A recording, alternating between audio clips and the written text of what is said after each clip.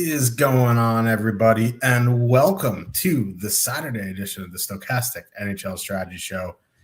I'm your host, Josh Harris. Sorry about Thursday. We had some technical difficulties that we could not figure out. I don't know if they changed the process or whatever, but for some reason, when we went live, it was not connecting to the YouTube, so we had to cancel the show, but here we are. We figured it out. And we have a 10-game slate here tonight. A couple teams on a back-to-back after a 3-game slate yesterday. Connor Bedard was back. Didn't exactly look healthy, but that's neither here nor there. Devils scratching Dougie Hamilton tonight. Going full 24-25 Rangers is never ideal. But joining me to break it all down today, Slim Cliffy, what's going on? Yeah, I mean, apparently the flu's running through the Chicago room. They had their AHL goalie in last night. We'll get to that. They're back on the board here tonight. They might be going to the backup AHL goalie. Anyways, obviously Bedard came back early. He's not taking – if he can't take face-offs, he's still playing hurt. It's just funny. Like, you have the example of Jack Hughes right there doing the exact same thing, and the Devils are getting ready to blow it up. The Chicago Blackhawks are like, we're going to follow that blueprint. Good stuff. Yeah, 10 games on the board here tonight. We were talking a bit before the show. Like, some of the big boys are playing this afternoon. I don't mean Calgary and Boston necessarily. But Columbus is in Colorado and Dallas is in San Jose. Those aren't on the board here tonight. So a lot of top names aren't on tonight's slate. You know, we do still have Tampa Bay. We do still have Toronto.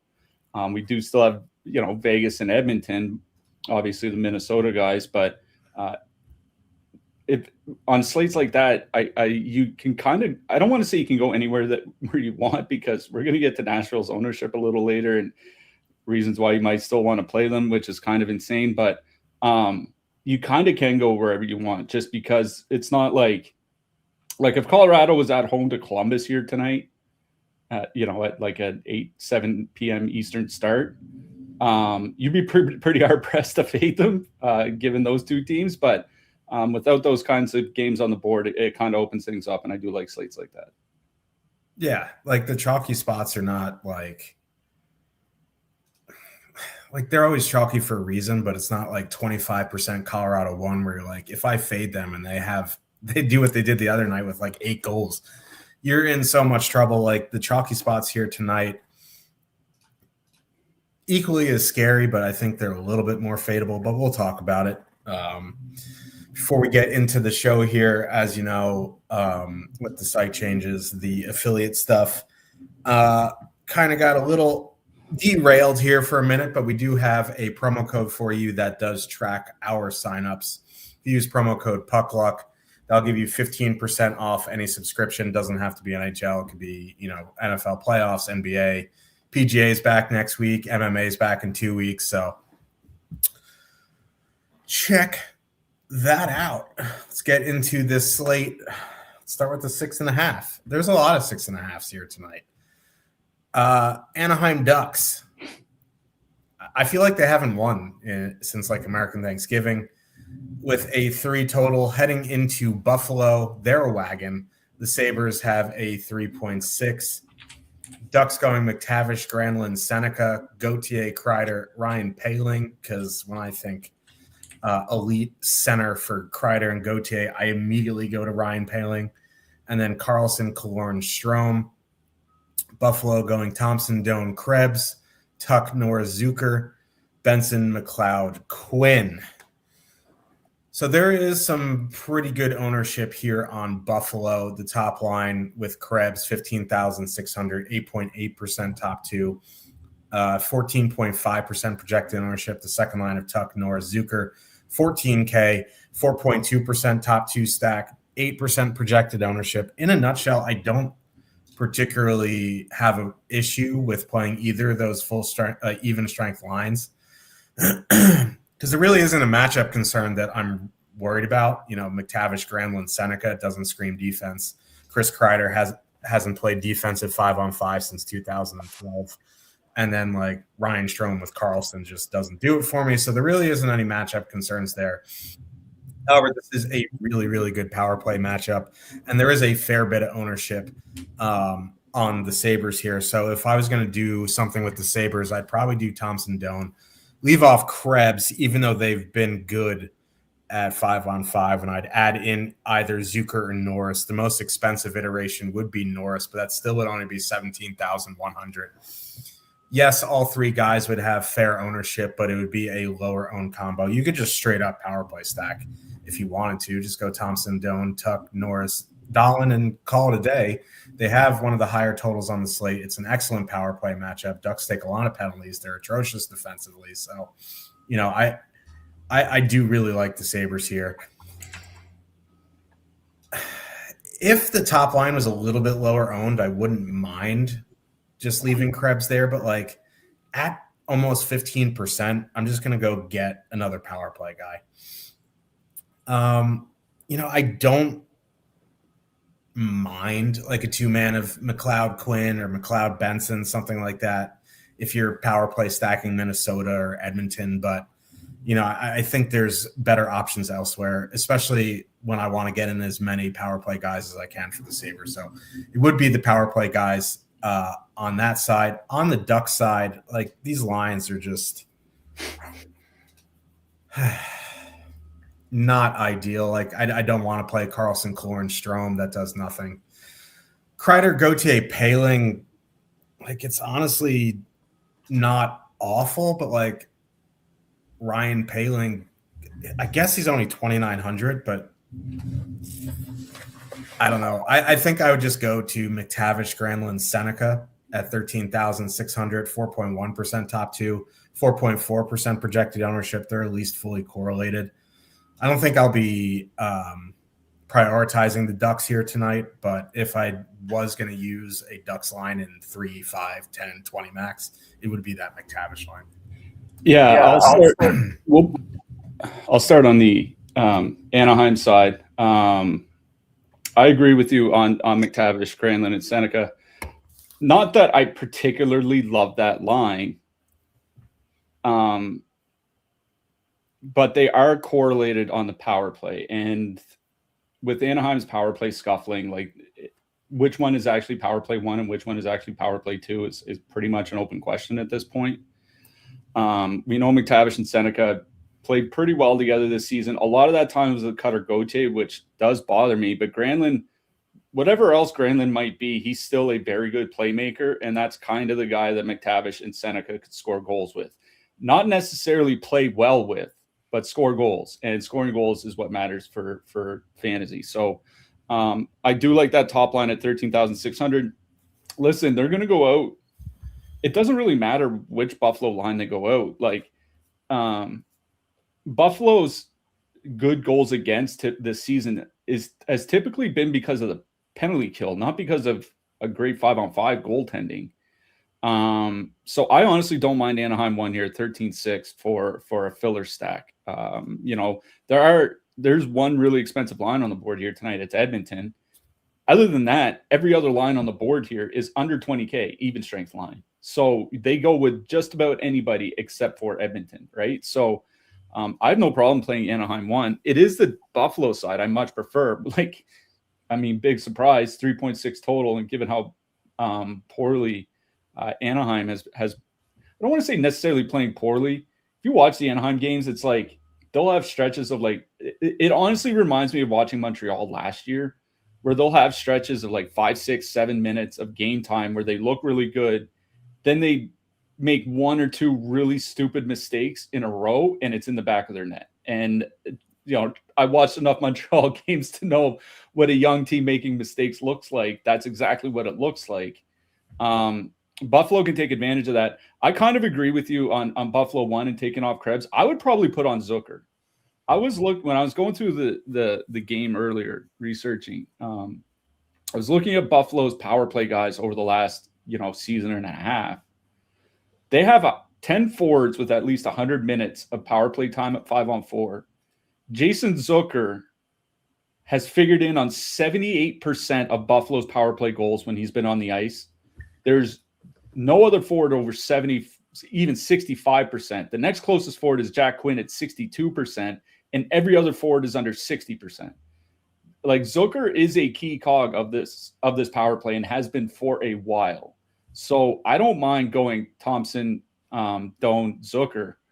It's still only, like you said, it's still fairly cheap. Zucker's only $1,100 more expensive than Krebs. It's $16,700. It's a perfectly fine mid-price stack. If you want to play Rasmus Dahlin with them, you can just throw in Dahlin, and it's still not that expensive. That's kind of what I would do. If you want to just full-on Buffalo power play stack, I think that's fine, because this Buffalo power play is very good. It's not super elite. It's not up with the Edmontons or Dallas or whatever, but they are in that next tier of very good power play teams. Anaheim penalty kill not been good at basically any point this year. Like, the Anaheim penalty kill over the last 5 weeks is the best that it's been basically all season, and it's 21st in the league by goals against per minute. Like, this is not a good PK. So it's a pretty good power play spot for Buffalo. They do draw around a league average amount of power plays, maybe a little bit better. Anaheim certainly takes their fair share of penalties. I really do like a Thompson, Doan, Zucker stack. Like I said, if you want to just turn it into a full-on 5-man power play stack, I think that's perfectly fine as well. And yeah, I also don't mind that McTavish line from the Anaheim side. I'm an idiot. Seattle Kraken with a 2.4 total heading into Carolina. Let me pull up this game here. I'm way off here. The Hurricanes have a 3.7. Carolina going Aho, Svechnikov, Ehlers, Jarvis, Stahl, Martinook, then Blake, Stankoven, and Hall.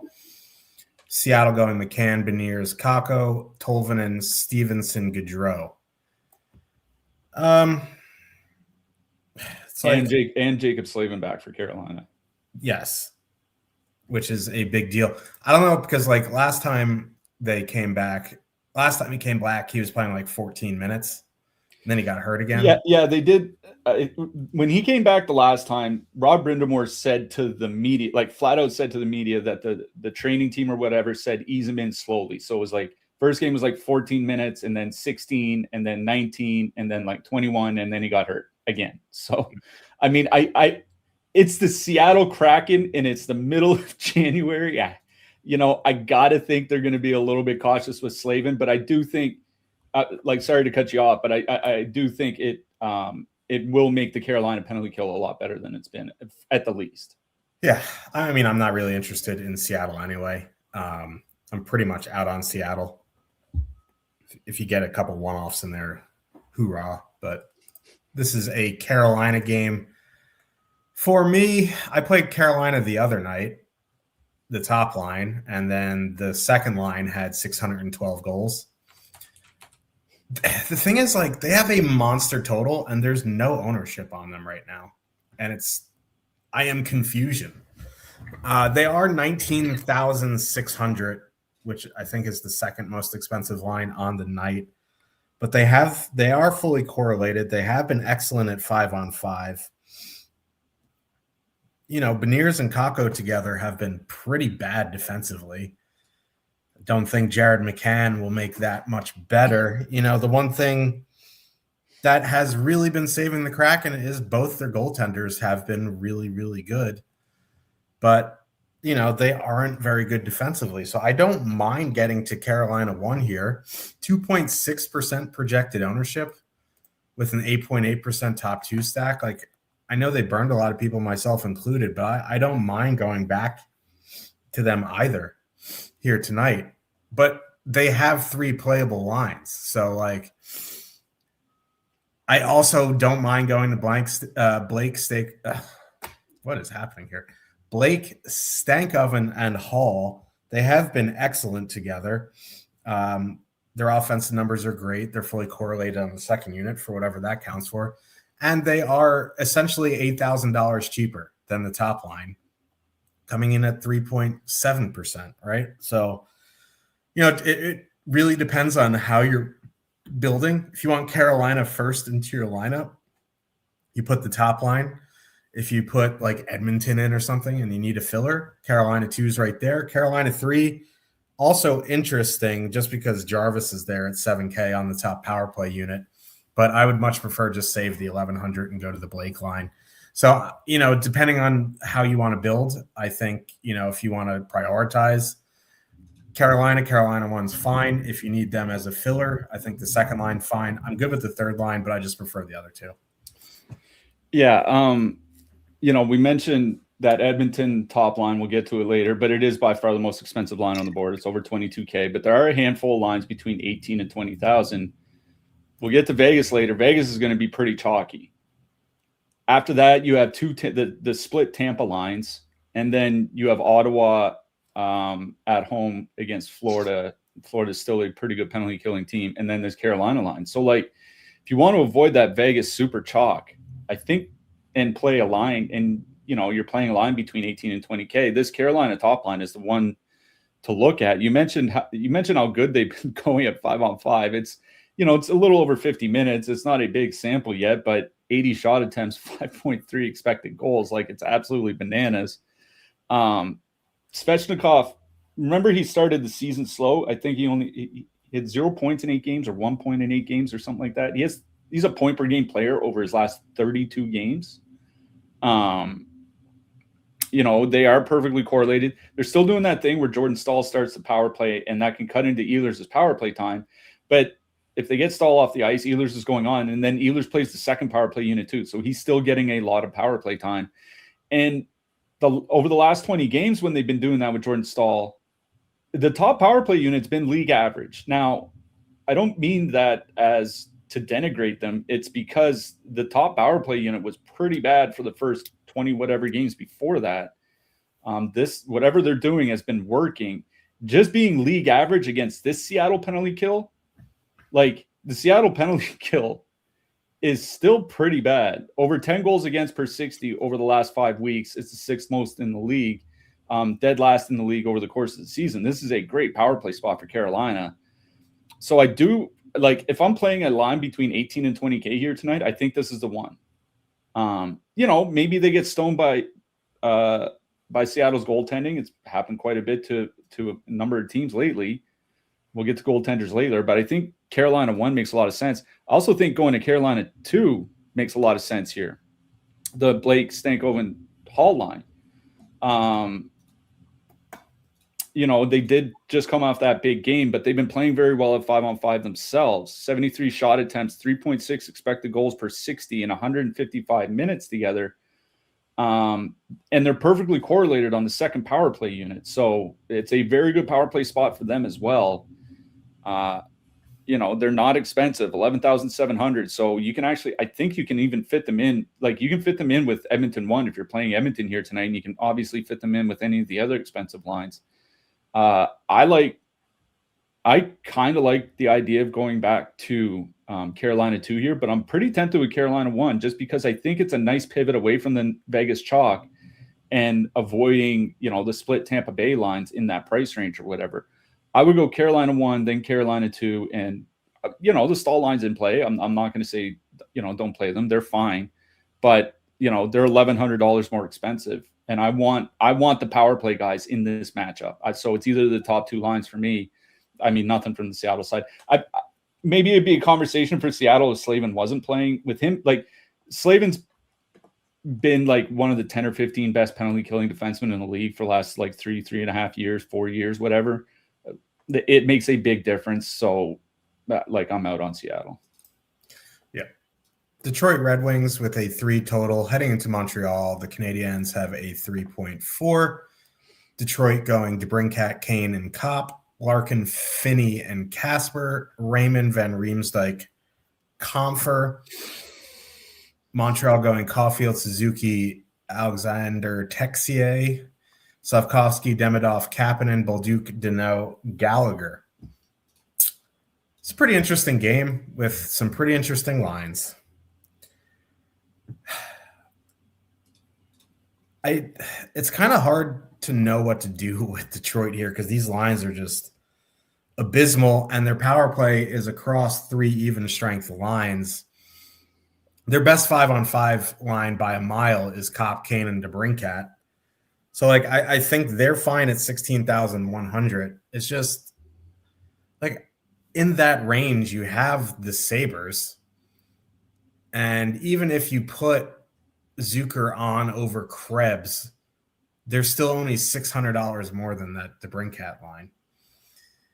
So I think for me, I would go to Raymond Van Riemsdyk Comfer. And if you wanted to leave off Comfer and add in Larkin to make it a power play stack, then you're looking at like 16.6. It's at least not awful because it's a good power play spot. I guess you could leave Comfer there if you're looking for filler. Like I don't have a ton of interest in Larkin, Finney, Casper. Cliffy highlighted that one of the shows previous, like Larkin without Raymond, or I think it was DeBrincat or Finney or something. No, it was Larkin without Raymond or DeBrincat. Yeah, his offensive numbers are just atrocious. So, if you need the filler, I think you can leave Comfort. If you want to turn it into a power play stack, I would add in Larkin.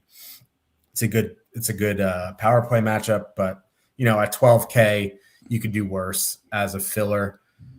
Don't particularly love these lines, so it's kind of hard for me to stack Detroit. Like I think a one-off DeBrincat is completely fine here as well. I try to do some sort of power play stack though. On the Montreal side, like it's another good power play matchup for them. I don't think you need to leave off Texier though. I was kind of off the Texier train a few weeks ago, but he has been excellent up with Suzuki and Caulfield, which is really like the first person outside of Slafkovsky in years to actually be competent with those two. They're up to 70 minutes, 3.2 expected goals for. Their actual goals are really high because Texier had a hat trick the other night. But there's really no matchup concerns here. You get Suzuki and Caulfield on the top power play unit. Obviously, Texier is only 3,400. That line is only 16,700, 6.2% top two, 5.2% projected ownership. So you have positive leverage in that range, like the 15 to 17K range. There's a lot of even strength lines. There's a lot of ways to power play stack in that range, but this is one of those where I probably would just leave Texier there. The second line's fine at 13.7. You get Slafkovsky and Demidov on the top unit. The problem is, like, they're not controlling the play. And not that it's a huge concern against Detroit, but for only 3,000 more, you get Suzuki and Caulfield are going to play heavy minutes. That line has been controlling the play. They have been very good offensively. So really it'd be Montreal 1 for me. If you do want to turn into power play stack, I guess you could do like Montreal 1 plus Slafkovsky. I have a hard time leaving Texier off at his price, so it would be Montreal 1 for me. Yeah, interesting note here. Detroit was just in Ottawa the other night and had this lineup, something like this lineup configuration. And Ottawa sent out their shutdown line, that Pinto-Giroux line, against Kopp, DeBrincat, and Kane. And I'm wondering if Montreal does the same thing. Because that Kopp, DeBrincat, Kane line, like, not only have they been good offensively, they've been pretty good defensively as well. I was looking just since Patrick Kane's return, 2.1 expected goals against per 60 at 5-on-5. Like, that's not a great matchup for Montreal's top line. Now, I'm not super concerned about the Montreal top line going out against Kopp, DeBrincat, and Kane, but I do think, like, it is moderately notable anyways that they're probably not going to see much of Dylan Larkin, and it's why I kind of like the second line for Montreal here tonight. Kapanen, Slafkovsky, Demidov, 13,700, 2.8% top two stack here. Slafkovsky's getting a lot of ice time, right? He's up around 19 minutes a game. Kapanen and Demidov around 16, 17 minutes a game. Like, Montreal's not one thing that had hurt the middle six for Montreal fantasy-wise last year and a half was they played the fourth line a lot. Jake Evans and Josh Anderson and those guys would get like 15, 16, 17 minutes a game at times. Evans pretty regularly. They're not playing. And so they have Joe Veleno and Owen Beck or whomever on the fourth line. They don't get ice time. And the ice time isn't going to the top line. It's going to the middle six. So like Kapanen and Demidov and Slafkovsky at the low end, Kapanen or Demidov or whatever are going to play 16 to 17 minutes. Slafkovsky is going to be around 19. Those are close to top line minutes. Slafkovsky's are. And at 13,700, and they're going to go out against Dylan Larkin, and they're going to go out against JT Compher. And that Montreal second line in their last 15 games, 3 expected goals for per 60 minutes. Oliver Kapanen, 2.3 shots per game and a point per game player over his last 10. We know how good Slafkovsky has been. Demidov's been arguably the best offensive rookie in the NHL this season. So, like, I think this is a pretty good matchup going out against Larkin or Compher for that Montreal second line. I think that's probably where I would go in this game on the Habs side. On the Detroit side, like, honestly, it's probably the third line, because I think going out against the Suzuki line is going to be a tough matchup for Kopp and them. Obviously, they can still get there, especially with the power play time. But, Patrick Kane, it looks like he's not going to be on the top power play. So you only get the Brinkat on the top power play unit. Now, Kane did get top power play time, I think, last game, but I believe it was a 5-on-3. So I want to get guys in against the Montreal PK. That means Compher, Van Riemsdyk, and Raymond for me. 12,000, 0.9% top 2 stack, 0.2% ownership. They're going to avoid Suzuki and that matchup pair. And you can get to Montreal once you get into the depth pairings. I will say Caden Gooley's coming back tonight, so that does matter for the Habs. But we'll see how they use them. Either way, I think it's Detroit 3 I like best, but it's Montreal 2 I like best in this game. So for me, it's Montreal 2, then Detroit 3. Tampa Bay Lightning with a 3.2 total heading into Philadelphia. The Flyers have a 2.7. Tampa going Hagel, Cirelli, Gensel, Kucherov, Point, Gonsalves.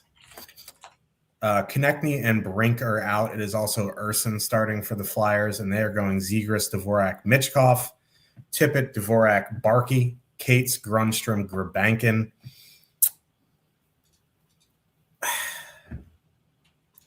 Zegras, Dvorak, Michkov are fully correlated at 13,800. Like, I don't mind them just because with the injuries, they're going to play heavy minutes and they're fully correlated, but this is a bad power play spot. Tampa Bay has a very good penalty kill. I think the one thing that is fine is they're going to go out against Point, Kucherov, Gonsalves, and that line hasn't been great defensively. So, like, if I was going to use a Flyers line, I think them at 13.8. They are coming in with a fair bit of negative correlation or negative leverage. 4.9% top 2, 8% projected ownership. That's a little high for me. I guess like you could use Couturier, Tippett, Barkey at 11,200 as a filler. I don't mind that. I'd be more likely just to one-off Tippett or something like that. I'm not huge on the Flyers here tonight. It's not the best matchup. They're missing some guys. So, it'd probably just be that top line just because they're going to play heavy minutes. The Tampa side is a lot more interesting. Shooting on Urson is always a fun gambit. I never know what to do with Point, Kucherov, Gonsalves at 18,400. Like, they aren't creating a bunch. The pace is fairly slow. They are scoring, though. But, like, for $400 more and not much more ownership, you get a 6% top 2 stack. Hagel, Cirelli, Gensel in a 80-minute sample have been ridiculous.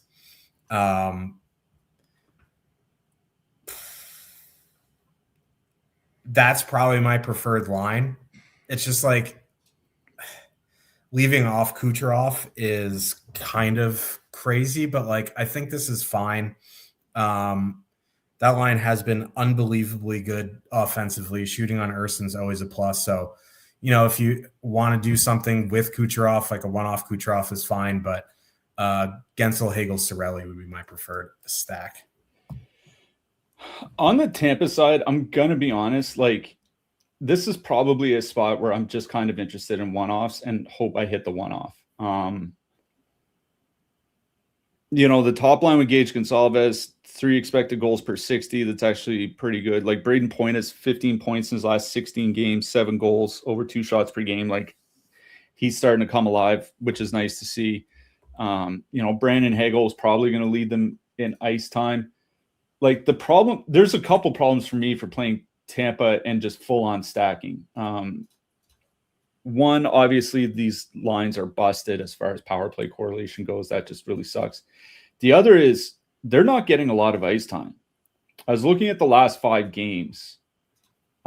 There's not a single Tampa forward that's averaged at least 19 minutes a game. Brandon Hagel, who's not even on the GD power play, it leads them at 18:45 per game. Every other forward is under 18:30. That's really not a ton of ice time, which is one problem for me. The other problem obviously is the split power play.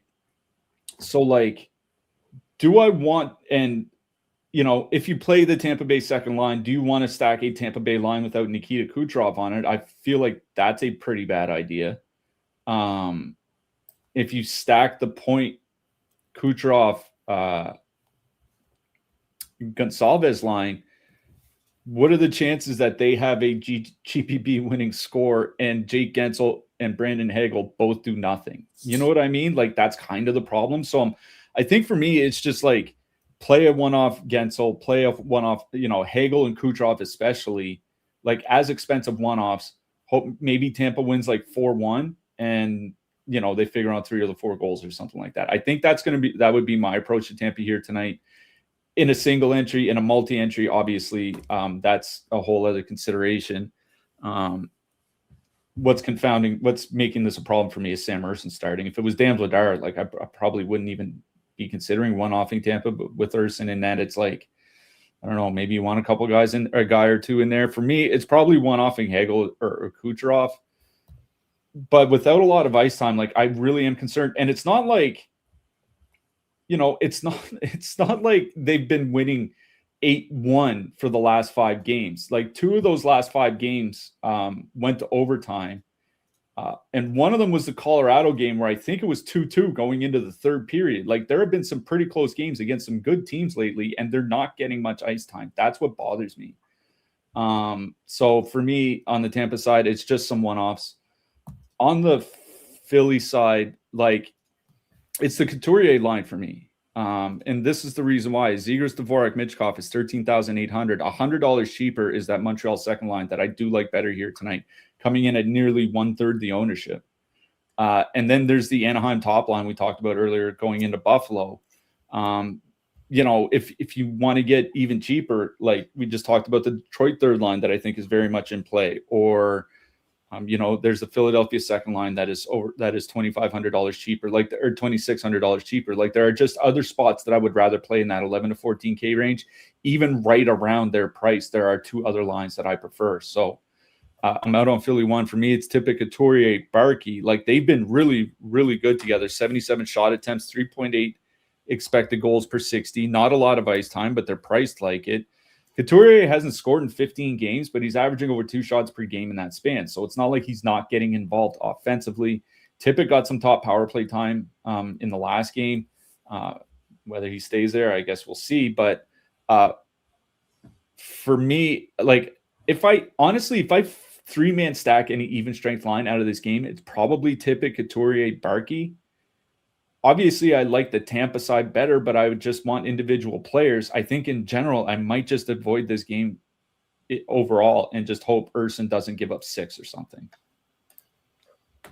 Florida Panthers, they 3.2 total. Heading into Ottawa, the Senators have a 3.3.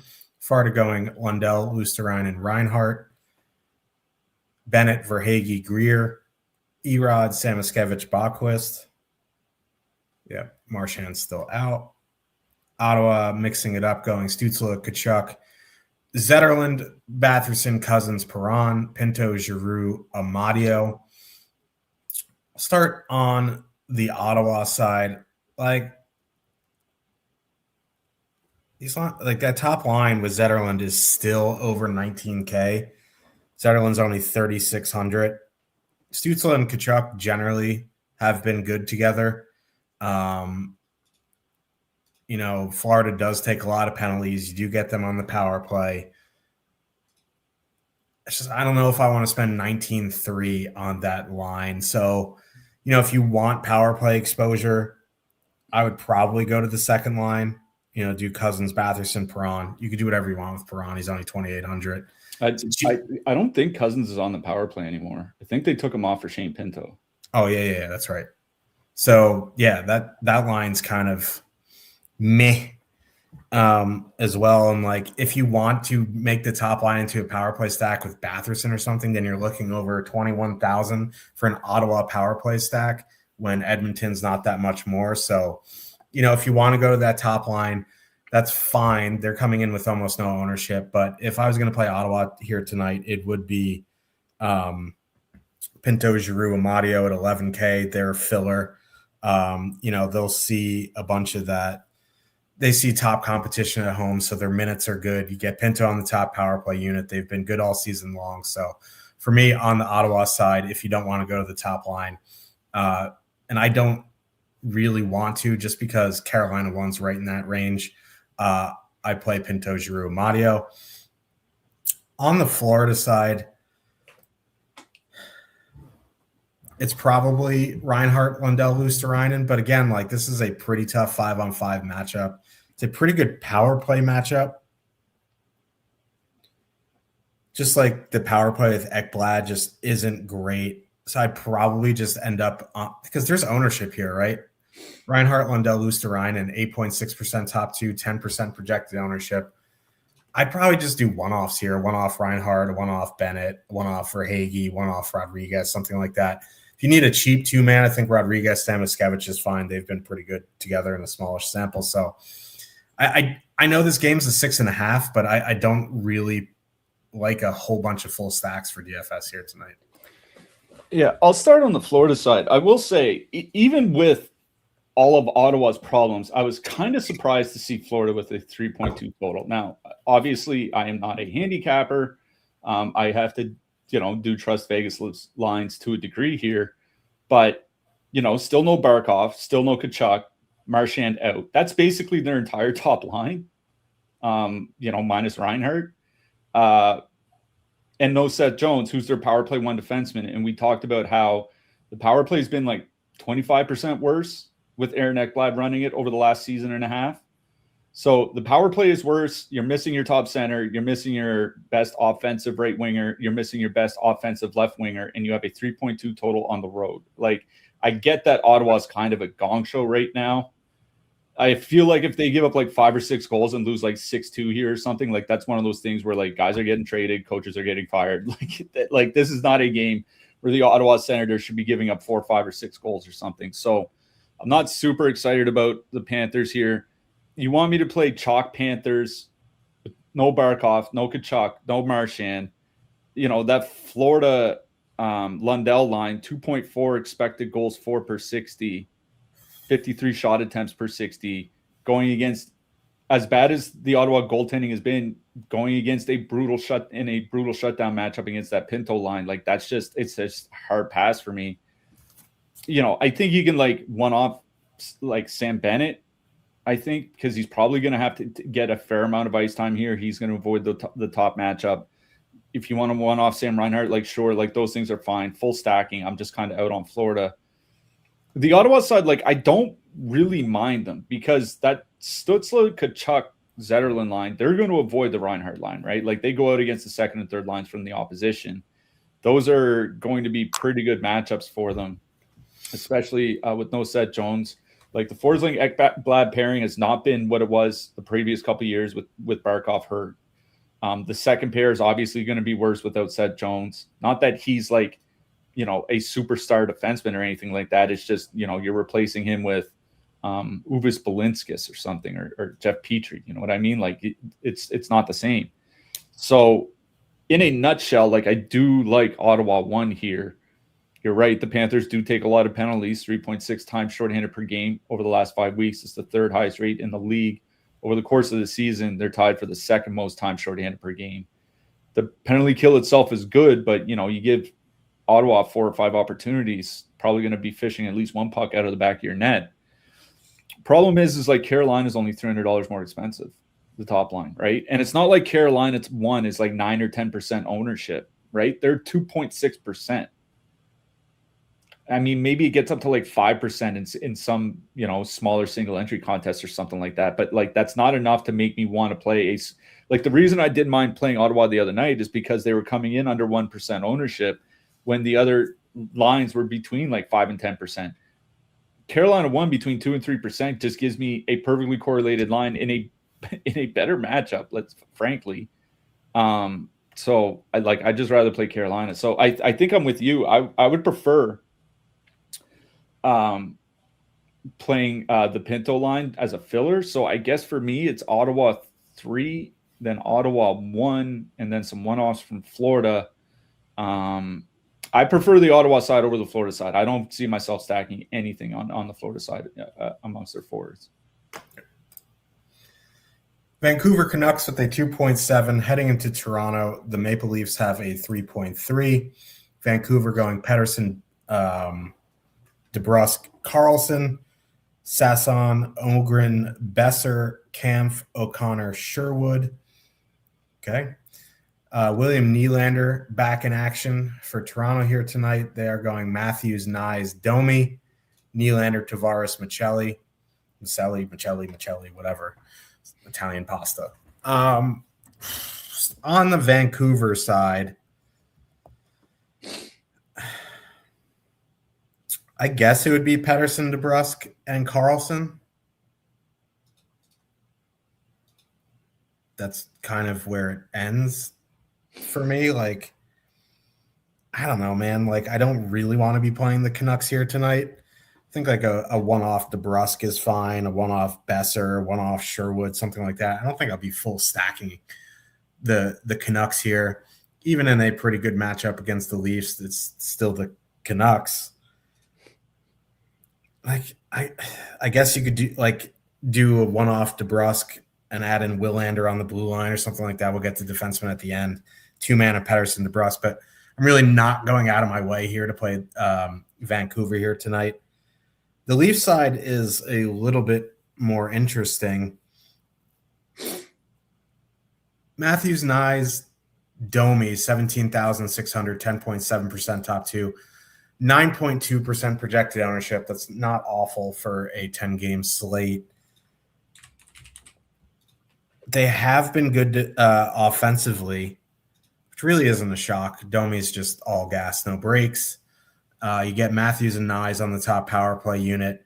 I don't mind them here. The one thing that's bothering me is William Nylander's only 6,600, and if he comes back healthy and rolling, he'll be like 8,100 in like 9 hours. So like, I don't mind going to that second line either. I know Tavares isn't on the top power play unit anymore. But, Tavares and Nylander have played all right together this season. Obviously, is a little bit better last season, but Michelli is kind of coming into his own there. I guess, I'm fine with either of the lines. I'd probably lean the Matthews line, but I think a one-off Nylander adding in Michelli to the top line or something like that is fine. Matthews is one of those streaky players where he's rolling right now and you can get him for under 18K with positive leverage. So I'd probably go there, but like William Nylander coming back under 7K is probably the cheapest we're going to see him for a while. I mean, is it? I mean, unless he sucks, and then maybe that's kind of what I was getting at. Have you seen the salad he has on his head? He will not be denied. The 20 games before he got injured, 6 goals, 2.2 shots per game. So yes, if he's healthy and he's the guy he was last year, then yeah, he's going to be 8K or 7,500 or whatever. if he's the guy that he's been for most of the season before he left with the injury, this like 6,600 might be overpriced.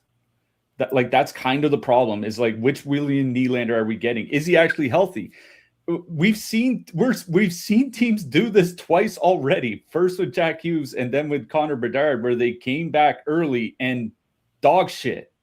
So like, is Nylander going to be the same? We just don't know. If you want to bet on Nylander being the guy that he was last year, then yes. Like, if you think he's going to come back pretty like as close to 100% healthy as he can be, you know, in the middle of January, in the middle of an NHL season, then yes, 15,700. You get two guys on the top power play. It's like, now would be the time to play him, especially in a very good matchup against Vancouver. If he's the guy that he was, you know, basically since October, this line sucks. You know what I mean? Like, that's kind of the problem, which is why, like, I think I would be tempted to just go to Toronto 1 and play Matthews 9, Domi 17,600. Like, I was looking at the Toronto top line, you know, with Domi there, since they got Troy Stecher. I think tonight is Stetcher's 25th game with the Leafs, so the previous 24 games. Around 3 goals per 60 minutes of 5-on-5. Like, sounds like faint praise, but that's pretty good considering what how mediocre the Leafs had been earlier in the year. You know, it's a good power play matchup. Obviously, the Vancouver penalty kill, bottom 5 over the course of the season, still below average, even as over the last 5 weeks, even as it's gotten better. Toronto doesn't draw very many power plays, so like, I don't think it matters too much. But for me, it's Toronto 1 at 17,600. You know, they are in a price range where, you know, you can go play Montreal 1, you can go play, you know, the Buffalo top line with Zucker that we talked about, or you can just pair them with Toronto 1. Like, I'm kind of in on Toronto, and that always worries me. It's like being in on the Buffalo Sabres. Like, you're just asking for an early logout night. But I really do like the matchup for Toronto 1 here. Like, going up against the Pettersson line, I was looking at, like, the numbers with Pettersson on the ice defensively this season are pretty horrific.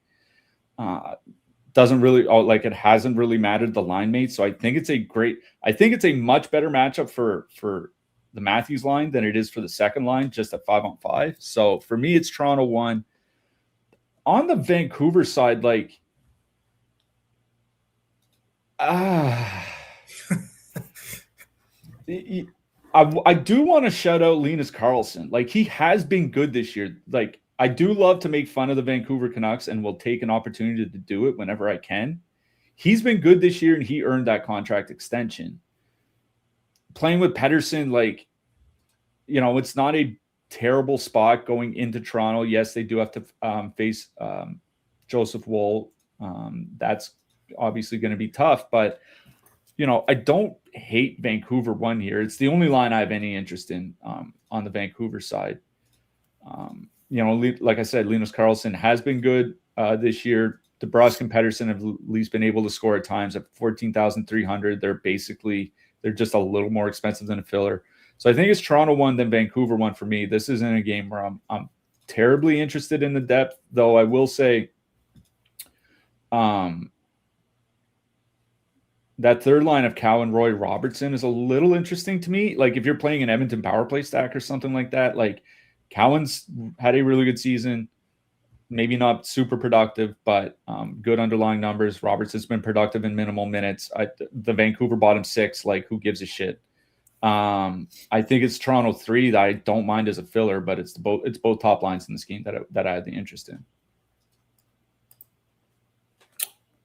New York Islanders. Hell yeah. 2.6 total. Heading into Minnesota, the Wild have a 3.3. Islanders going Barzal, Lee, Duclair, Drouin, Richie, Heineman, Holmstrom, Peugeot, Shabanov. Now, the Wild are going Urov, Zuccarello, Kaprizov. Now, Joel Eriksson Ek got hurt in their last game. They didn't skate today, and they called up Ben Jones. Who? Ben Jones. So, like, I would lean towards Joel Eriksson Ek being out, but that's one of those things we'll see at warm-ups. I would assume the Hartman would move up if Eriksson Ek's out. I think that would fully correlate the top line as well. I don't know if they put Hartman on the top power play or they put Urov up there. I'm not really sure. But either way, if Eriksson Ek is out, it would be that top line for me. Kaprizov, Zuccarello, Urov, 16,300. Another one of those lines in that 15 to 17K range that are very playable here tonight.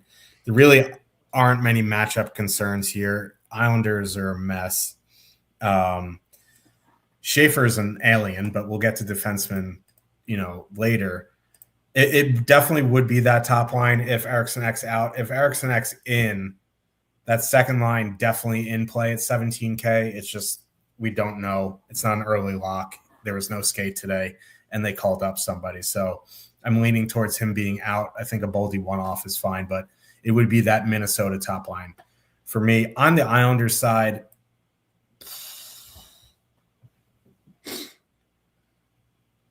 I know the Minnesota penalty kill has been generationally awful. But is this Islanders power play also generationally awful? Certainly possible. Maybe I would just go Barzell Schaefer or something like that. But I don't know, man. A one-off Barzell is probably where I'd be. A one-off Emil Heineman, something like that. But definitely not going out of my way to play Islanders here tonight. I'll start on the Minnesota side. I got a feeling it's going to be Ryan Hartman on the power play. And the reason I say that is him and Eriksson Ek play on the Hartman on the second power play unit plays the role Eriksson Ek does on the top power play unit. Whereas Urov plays in the Kaprizov, Zuccarello, top of the circle thing. Hartman and Eriksson Ek both play the front of the net. So that's why I kind of think it's going to be Hartman.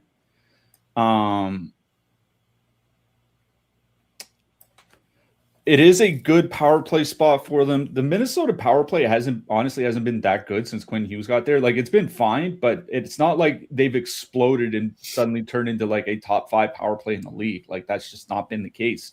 It's been pretty much status quo from before and after they acquired Hughes. So not super in on the Minnesota power play here. I agree with you in a nutshell. I would probably go Zuccarello, Urov, Kaprizov, 16,300. That top line at 3.3 expected goals for per 60. The big thing for me is that they're probably going to get the depth matchups. The Islanders' depth, there's just not a lot of it. There's none of it. Yeah, it's pretty good matchups at 5-on-5. So I want to avoid, not going out against the Barzal line. It's going to be a brutal matchup or anything, but I would probably want to go out against those second and third lines from Minnesota. The top line for the Wild has been very good offensively. Kaprizov and Hughes play a ton together. I think over 50% of Kaprizov's 5-on-5 time has come with Quinn Hughes on the ice. It's 54, 55% or something like that. It's a lot of time. So it's Minnesota 1 for me. Islander side, just pass. I can't get there. If they had, if Bo Horvat was playing different lineup configurations, maybe if you want to play Lee and Barzal, okay, but no, just pass. Yeah. Chicago Blackhawks, 2.5 total, heading into Nashville. Great city. The Preds have a 3.5. Chicago, they're on the back end of a back-to-back. Yesterday they got worked.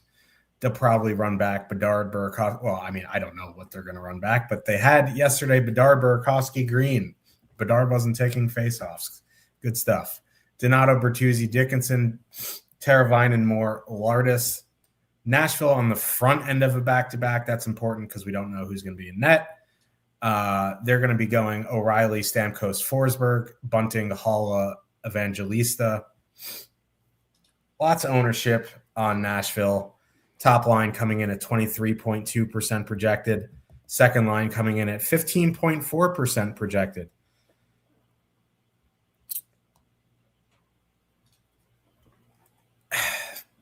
The Hawks might be starting a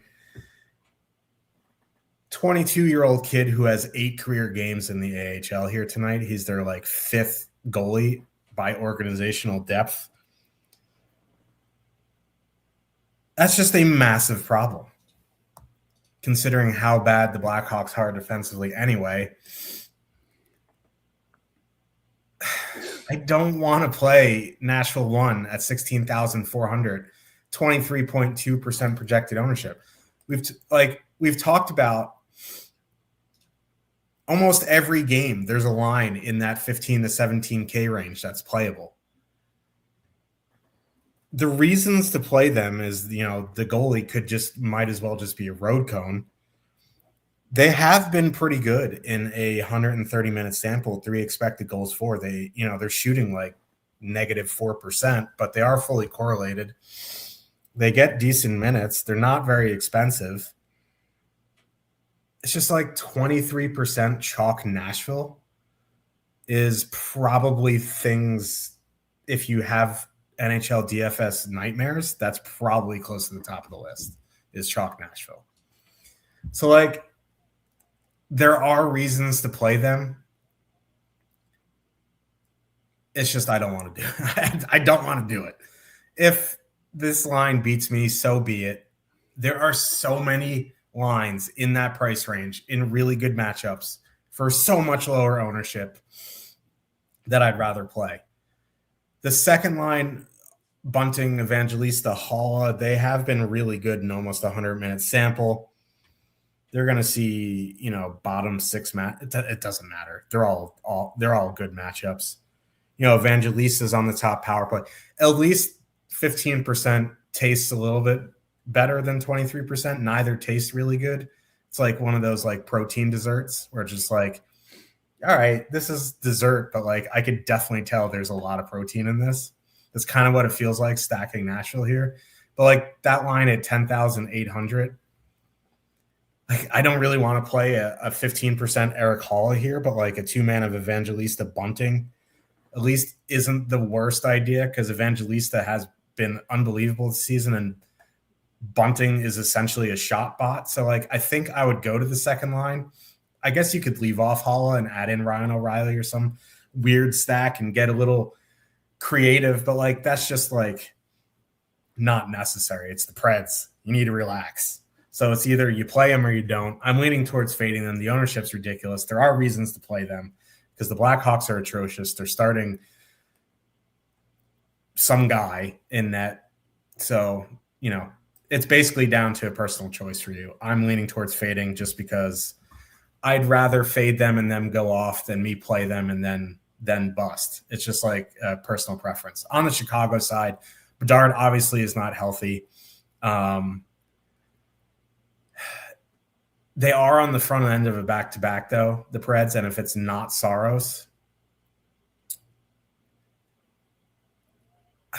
I don't know, man. Like Green, Burakovsky, Bedard at 15,400, where we mentioned like 31 lines in that price range that are playable. Like, I don't know.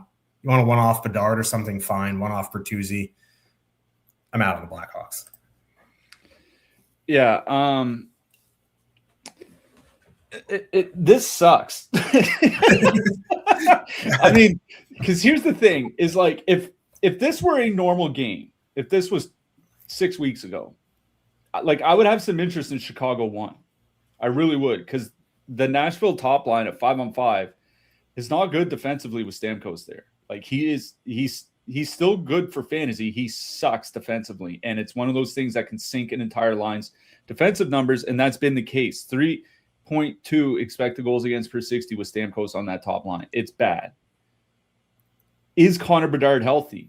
Obviously not. If he can't take faceoffs, he's not healthy. So do I want to play a one-armed Connor Bedard on the Chicago top line on the road on a 10-game slate, even if he's in a good 5-on-5 matchup? Like, probably not. The Minnesota top line that we just talked about is less than $1,000 more expensive, and they're at under 3% projected ownership. Just go play them instead. Like, that's just kind of the way that I look at it. You know, the Chicago depth, if Mikheyev was playing, I might have some interest, but like, they're not using Donato on the power plays. Moore and Lardis really don't get a ton of ice time. Like, I swear, like, if anything from the Chicago side, it would probably be more Lardis Teravainen. Just because, like, I don't think it's a terrible matchup. They're cheap enough where, like, if you want to play them with Edmonton or something, it's playable. But other than that, like, until Connor Bedard, because it's not, you know, if Connor Bedard was healthy, I would play him, no problem. He's not healthy, and he's only $400 less than Austin Matthews here tonight. He's more expensive than Jack Eichel. Like, if he's basically what Jack Hughes is now, he's a $6,000 DFS player. He's not an $8,600 DFS player. Like, that's so.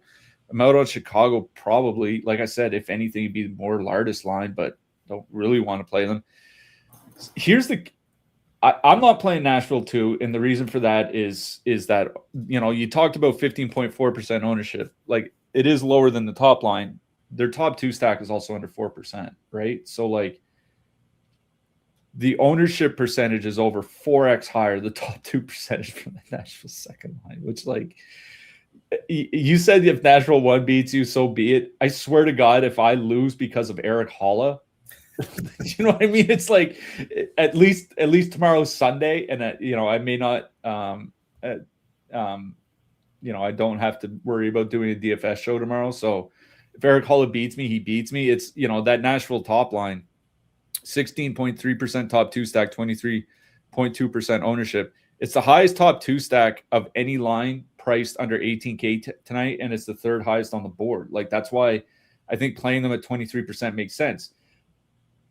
Again, if this was 6 weeks ago, I wouldn't be playing Nashville, and the reason for that is the Chicago penalty kill has been very good this year. It's one of the strengths that they've had over the last 5 weeks. Top 8 by goals against per 60. Over the course of the entire season, third by goals against per 60 on the penalty kill. They've been very, very good. What does the penalty kill look like with the backup AHL goalie in net and not Spencer Knight? That's kind of the problem. Is like, they can, the players in front of the goalie can play as well as they ever have on the PK. And if he sucks ass, those pucks are going in the net. Like, that's the problem. So again, if this was 6 weeks ago and Spencer Knight was starting, I'd be full fading Nashville. I have no problem with it. The issue is, and it's not like this is a backup AHL goalie who's had some NHL run and maybe had a bad season or two. This is a 22-year-old goalie with 9 career AHL games who was playing in Russia before this. This is not a guy with any real pro experience in North America, and he's 22 years old. Like, that's the problem here. So if I play anything out of this game, it's Nashville 1. If you want to just turn it into a power play stack, I think you can. It's kind of like Buffalo, where, like, it's not super expensive. I do think Buffalo is the lower owned pivot in a similar price range if you want a power play stack going up against Anaheim. I just wish it was Spencer Knight starting. Like, that's the whole problem. If Spencer Knight was starting, I'd say if Nashville beats me, they beat me. It's a backup AHL goalie. Now, any goalie can pull a good game out of their ass no matter what. I would not bank on a backup AHL goalie with 9 career games doing that. So for me, it's Nashville 1. I really, really wish they were playing this at 5 p.m. Yeah. Maybe we get some boots on the ground to pull break some power lines or something. Haas, get on it. Water sprinklers at Coors or water pipes. I'm sure we know someone in Nashville. Los Angeles Kings with a 2.7 total heading into Edmonton. This is a rematch of the last 19 first-round playoff matchups. The Oilers have a 3.4 total. Kings lines are projected. I would imagine the Fiala, Kuzmenko, Turcotte line will stick together, but we also have Kempe, Laferriere, Malott, Byfield, Fogle, Ward. Edmonton going, the usual suspects: McDavid, Hyman, Nugent Hopkins, Draisaitl, Podkolzin, and Kapanen. On the Kings side, it's fairly simple. It's Fiala, Kuzmenko, Turcotte at 12,800. They have been good in an almost 80-minute sample. They're shooting on Connor Ingram, who has been really bad this year. Anyone wearing a Edmonton Oilers sweater and an Edmonton Oilers sweater in net has been bad this year. So it would be that top line, if you want to call them the top line, at 12,800, 2% top two, 2.8% projected ownership. They have, a lot better numbers or they have similar numbers to that Nashville second line in the same price range for a sixth of the ownership. So who knows? It is the Kings, though. They are really banged up. The Oilers side, top line, fully correlated, 22,200, 18.3% top two stack, 4.8% projected ownership, and it is Anton Forsberg in net, I believe. I don't know. Kings don't really confirm goalies, but either way, the Kings goalies have been fine. The one thing that does scare me is how injured the Kings are and how many penalties they've been taking. 22,200 is a bit steep, but there are a lot of lines you can fit with them. It's the same issue as always, what to do with Leon Draisaitl. He is 9,100. And, if you leave off Nugent Hopkins for him, you're looking at 25,900 for McDavid, Draisaitl, Hyman. Tampa won at points last year. We're always like 26,300 for reasons. You can do it. That's just an unbelievable amount of salary to commit to three players. I'd probably just leave McDavid, Hyman, Nugent Hopkins as it is, or just do a two-man of McDavid, Draisaitl. But what worries me is if McDavid goes off at even strength, Hyman and Nugent Hopkins, at least one of them is coming along for the ride. So I want to find a way to get Draisaitl in. It's just unbelievably expensive. So I'd probably just play Edmonton 1 at under 5%. Yeah. You mentioned the power play spot. The Kings over the last 5 weeks, the most time shorthanded per game in the league at 3.8. Over the course of the season, second most time shorthanded per game at 3.4. Over the last 5 weeks, fourth most goals against per minute on the penalty kill. Over the course of the entire season, ninth worst goals against on the penalty kill. This is a great power play spot for the Oilers. That is un problemo. I don't really, I mentioned it the other day. I don't really want to leave Leon Draisaitl off his stack. Nearly half his points this year have come on the power play. So if this power play goes 2 for 4, 2 for 5, or 3 for 5, or whatever, I don't imagine that Leon Draisaitl's not going to just absolutely nuke it, right? That's kind of the issue. He does. I was looking over the last season and a half. He figures in on nearly 80% of Edmonton's power play goals. It's 79%. McDavid's at 83. So I honestly think this is a spot where you put McDavid and Draisaitl together, and then flip a coin with one side that says Ryan Nugent-Hopkins and the other side that says Zach Hyman, and then you put one of those guys in with them. Or if you want to just play McDavid and Draisaitl, just go with it. I could not play the Oilers tonight in what is potentially the best power play spot in the league when you consider all the penalties that that the Kings take. If you want to say maybe Vancouver or Seattle or something, that's fine. But just given that the Kings might give them 4 or 5 or 6 power plays here tonight and are a bottom 5 penalty kill, this might be the best power play spot in the league. Leaving one of McDavid or Draisaitl off, I just think is a pass for me. So I think if I play Edmonton here tonight, I start with McDavid and Draisaitl and build out from there.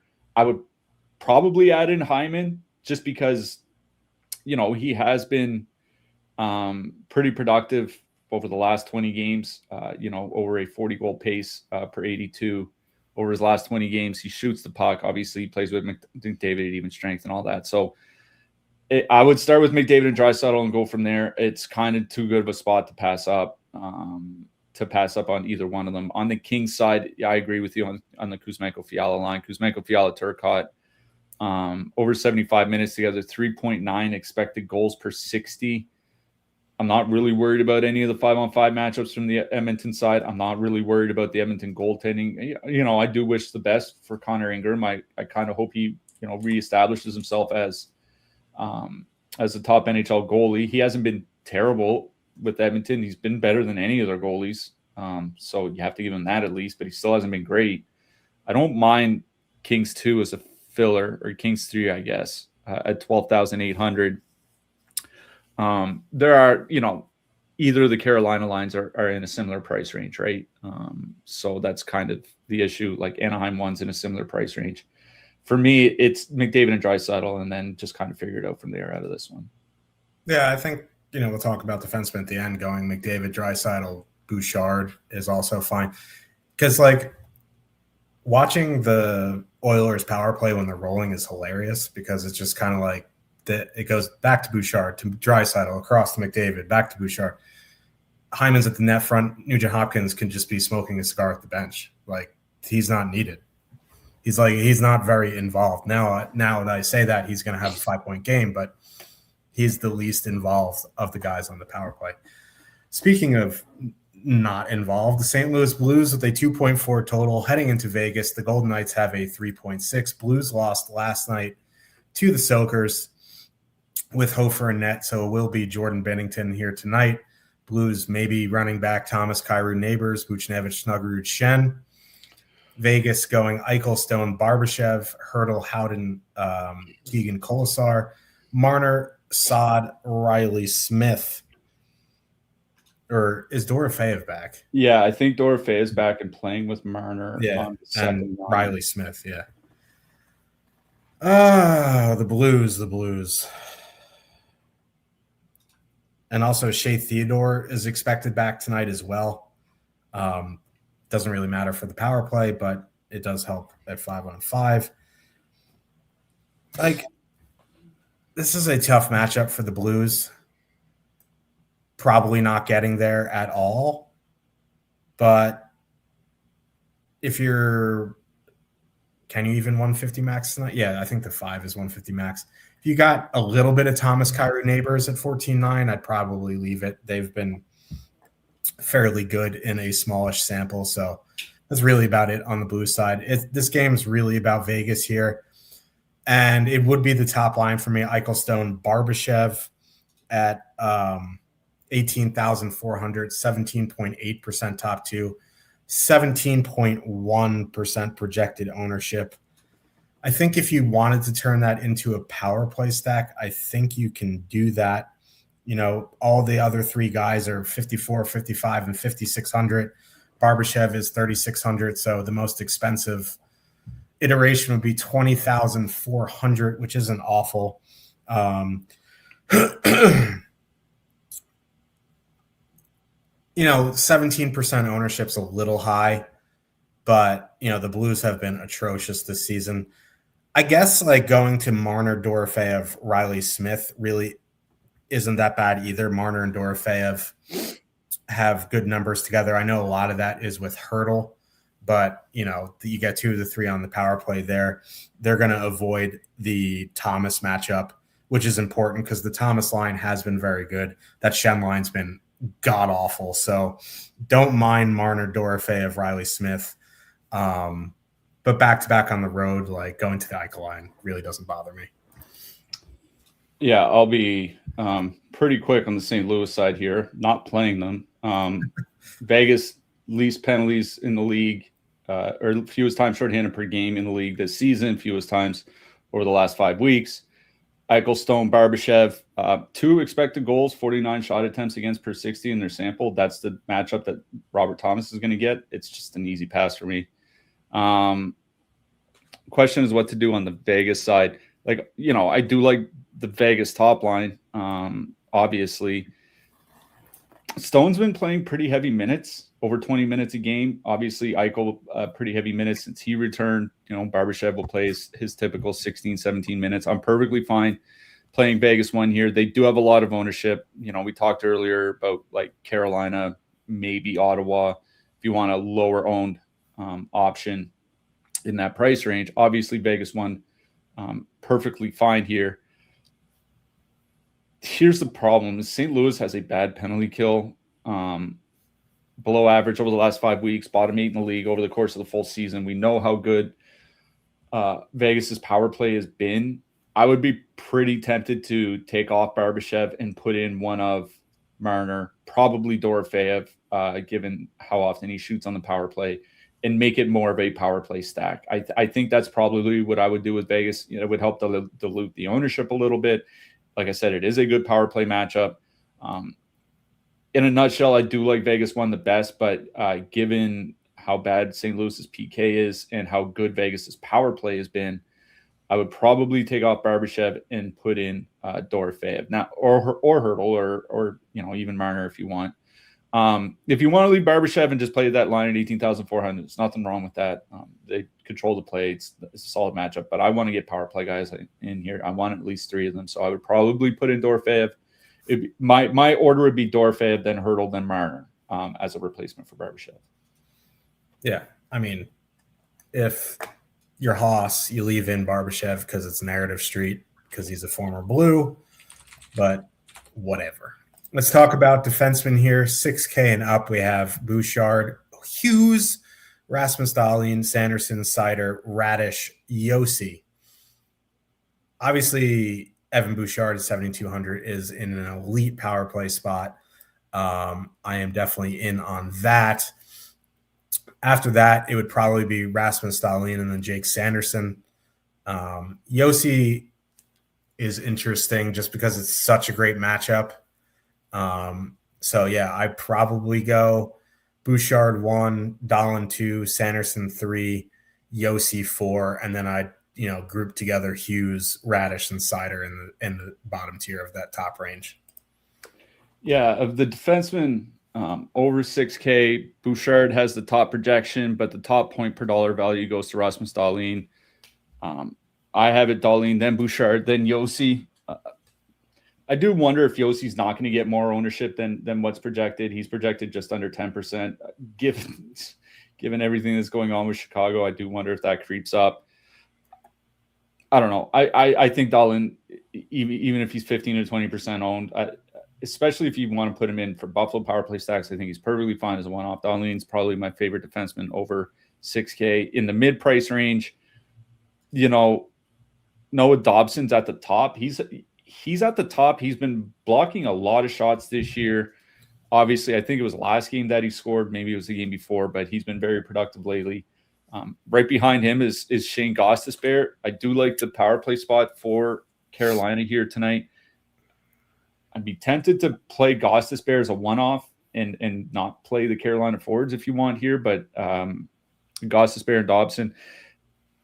Matthias Ekholm has the highest point per dollar value of any defenseman between 4 and 6K here tonight. Now, he does skate a ton with Connor McDavid at even strength, obviously, him and Bouchard, so I think that makes sense. Morgan Riley, I guess, just because it's a pretty good power play spot for Toronto. William Nylander's back. Maybe they'll find some juice. Under 4K, all the Buffalo guys are pretty much in play. Whether you want to, I would lean Matthias Samuelsson, but if you want to go to Owen Power or something, I think that's fine. Philip Hronik for Vancouver, just because of his minutes. Philip Broberg, if I'm not mistaken, is now running the St. Louis top power play, or at least the Robert Thomas power play. It's a bad power play spot for them, and they have a bad power play anyway. It's kind of funny. It took them a season and a half to try Broberg on the power play, considering their power play sucked ass for a season and a half. But anyways, Adam Larson, I think from Seattle makes a lot of sense going up against Carolina. Probably going to see plenty of opportunity to throw his body in front of some shots.